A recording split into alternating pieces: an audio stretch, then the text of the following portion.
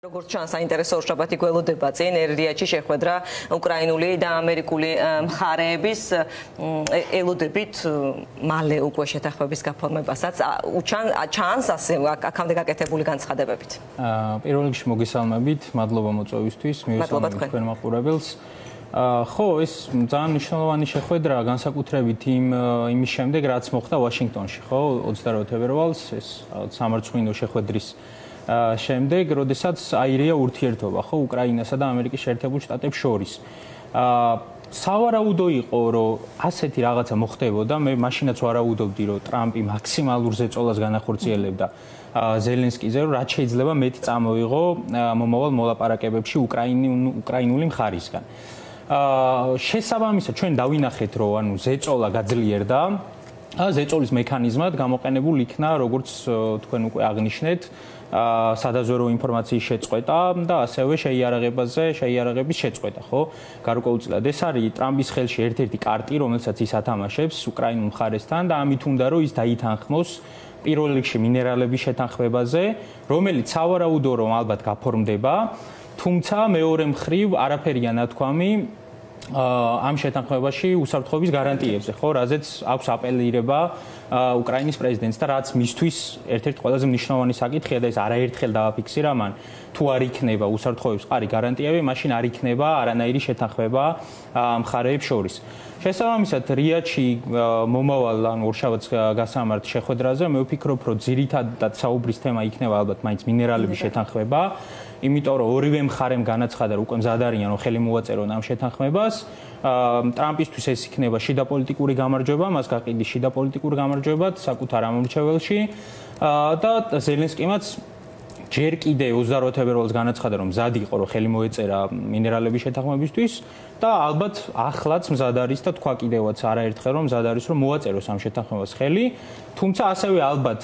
ამ მინერალების შეთანხმების გარდა საუბარი იქნება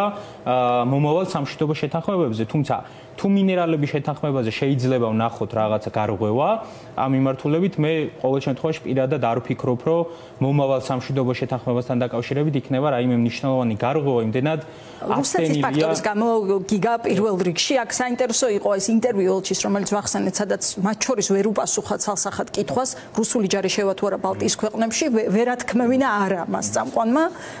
და ალბათ შეიძლება რუსეთის პოზიცია დაღვიქვათ ეს, ხო?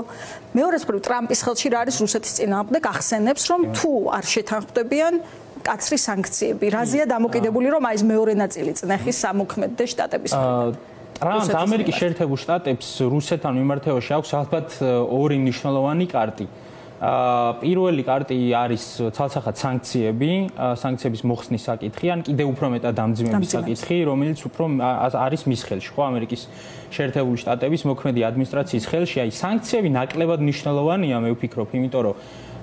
რუსეთის გააქვს მხოლოდ საკუთარი პროდუქტის 3%, ექსპორტის 3% ამერიკის შეერთებულ შტატებში და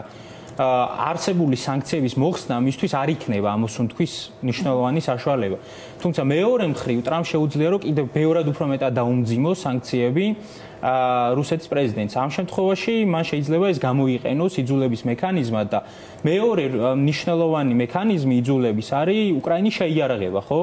თავიდან, როდესაც ტრამპი ხდებოდა პრეზიდენტი, ჯერ კიდევ წინასაარჩევნო პერიოდში ის ამბობდა, რომ დაასრულებდა უკრაინაში ომს და როდესაც ეკითხებოდნენ, რითი აიძულებდა პრეზიდენტ ტრამპს, რომ შეეწყვეტა ცეცხლი უკრაინაში და საბრძოლო მოქმედებები, ის ამბობდა იმას, რომ დავემუქრები პუტინს, რომ გავზრდი უკრაინის შეიარაღებას კიდევ უფრო მეტად, ვიდრე ეს იყო ბაიდენის მმართველობის პერიოდში. ხო, თუმცა ჩვენ ვხედავთ, რომ ამ მხრივ აშკარად ამ იძულების მექანიზმს და ზეწოლის მექანიზმს ტრამპი არ იყენებს პუტინთან მიმართებაში და ეს ზეწოლა ძირითადად მოდის უკრაინულ მხარეზე, რომ უკრაინულმა მხარემ დათმოს იმაზე უფრო მეტი, ვიდრე დათმობს რუსული მხარე. ეს რითი აიხსნება, არ ვიცი, ალბათ ტრამპის ფსიქოლოგიითაც გარკვეულწილად შეიძლება ითქვას, ის ფიქრობს, რომ უკრაინა ამ სამშვიდობო მოლაპარაკებებში არის უფრო მეტად სუსტი მხარე და ცდილობს, რომ სუსტ მხარეს უფრო მეტი რაღაც დაათმობინოს და რატომღაც მას აქვს რაღაც ასეთი ხედვა, რომ რუსეთი არის ძლიერი მხარე ამ ომში და ის არ ვიცი, რამდენად არის რეალობასთან შესაბამისი, არ ვფიქრობ, რომ რუსეთი წარმოადგენს იმდენად ძლიერ მხარეს უკრაინის ომში, ვიდრე ის არის რეალურად დღეს, იმიტომ რომ ჩვენ ვხედავთ, რომ რუსეთსაც უდიდესი პრობლემები აქვს, როგორც ფრონტზე არსებული პრობლემებზე მაქვს საუბარი, ასევე ეკონომიკური კუთხით არსებულ პრობლემებზე, იმიტომ რომ შემდეგ წელს როგორც ამბობენ ეს ანალიტიკოსები რუსეთში განსაკუთრებით დამძიმდება ეკონომიკური რეცესია კიდევ უფრო ხელშესახები იქნება და ბევრად უფრო მძიმე ეკონომიკურ პრობლემებს შეუქმნის პუტინის რიტორიკაზეც კითხავთ აქვე რაღაც თქვა რომ აი ნაპოლეონის დამარცხება პირობითად ამ შემთხვევაში ისევ რომ შეუძლია რუსეთს აი პუტინი მაკრონის დაპირისპირებდა მაკრონის როლი ამ შემთხვევაში ახალ გეოპოლიტიკურ ვითარებაში მაკრონმა ბოლო პერიოდში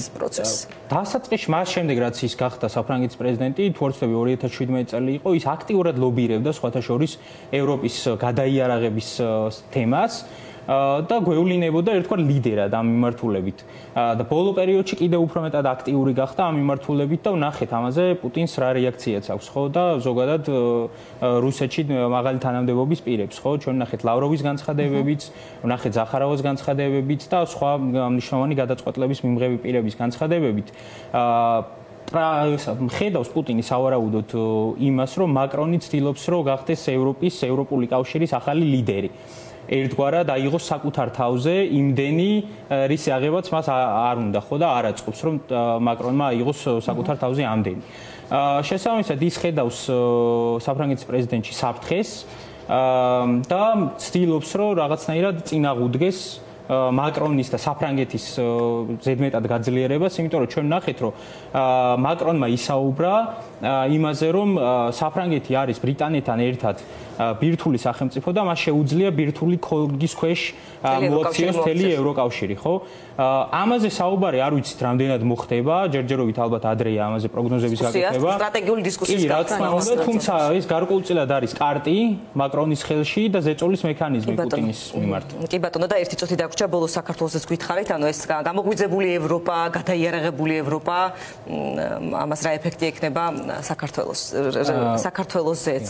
ეს უდაოდ კარგი რამ არის ჩვენთვის. კი, რა თქმა უნდა, გეთანხმებით, ძალიან კარგი რამ არის, რომ გადაიარაღება ხდება ზოგადად, არა მხოლოდ ჩვენთვის, არა მხოლოდ პატარა ქვეყნებისთვის, ზოგადად ევროპის უსაფრთხოებისთვის და გლობალური უსაფრთხოებისთვის, იმიტომ რომ ჩვენ ვხედავთ, რომ საერთაშორისო წესრიგი, მორღოვის პირას ჯერ არ არის გადაჭარბებული იქნება ამაზე საუბარი, თუმცა რაღაც ნიშნებს უკვე ავლენს.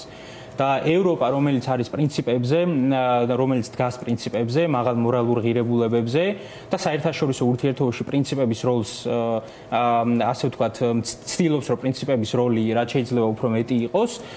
გაძლიერებული ევროპა იქნება ბევრად უკეთესი მთელი მსოფლიოსთვის და მათ შორის საქართველოსთვისაც. ხო, მაშინაც როცა ასე დისტანცირებულია პოლიტიკა, ოცნების ეს არის ნამდვილად დიდი პრობლემა, იმიტომ რომ ეს არის ერთგვარად შესაძლებლობაც საქართველოსთვის. იმიტომ რომ ჩვენ ვიცით, რომ ევროპის კავშირი ზოგადად უფრო მეტად არის